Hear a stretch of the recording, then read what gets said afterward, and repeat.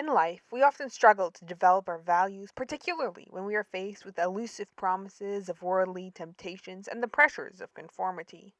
Through the character arc of Jane in Jane Eyre by Charlotte Brontë, we can see one way a person can stand up for what she believes. Jane demonstrates that through self discipline, a person is able to uphold their morals and fight against worldly temptations and controlling individuals. As a child, Jane lacks self-discipline, lashing out at Mrs. Reed as retribution for years of harsh treatment. Jane, thrilled with angry excitement, cries, "I am glad you are no relation of mine. If anyone asks me how I liked you and how you treated me, I will say the very thought of you makes me sick."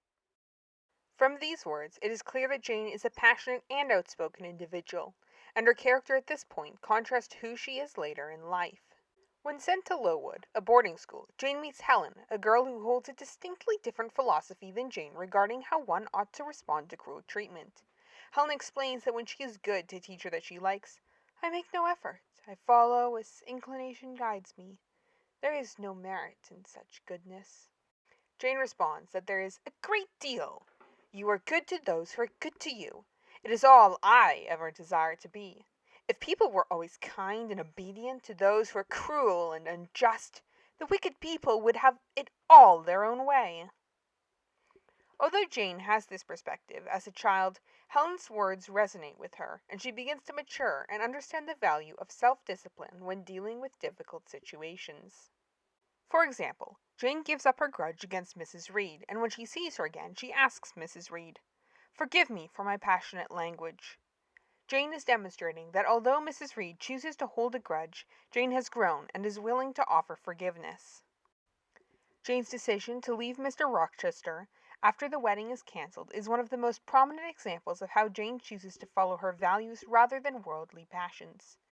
Jane flees in the early hours of the morning, thinking, "Oh, that fear of his self-abandonment, far worse than my abandonment! How it goaded me!"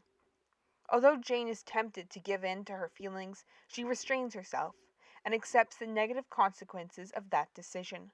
This forces her into a poverty that could have been avoided had she followed her passions and accepted Mr. Rochester's temporary heaven. Finally, when St. John proposes to Jane, she does not simply bend to his will and agree to marry him and become a missionary. Rather, she provides an alternative solution, suggesting that she travel with him as a missionary but not marry him, explaining, "It would do perfectly well. I have a woman's heart, but not where you are concerned.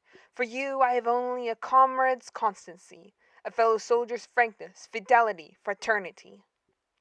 Jane's logical compromise, despite her annoyance at St. John, demonstrates how much she has changed throughout the novel, as she is able to provide a solution that aligns with what she believes is right, but also considers others' wishes. Throughout Jane Eyre, Jane's interactions with other characters show the importance of self-discipline in upholding morals, fighting temptation, and wrestling with the influence of controlling people.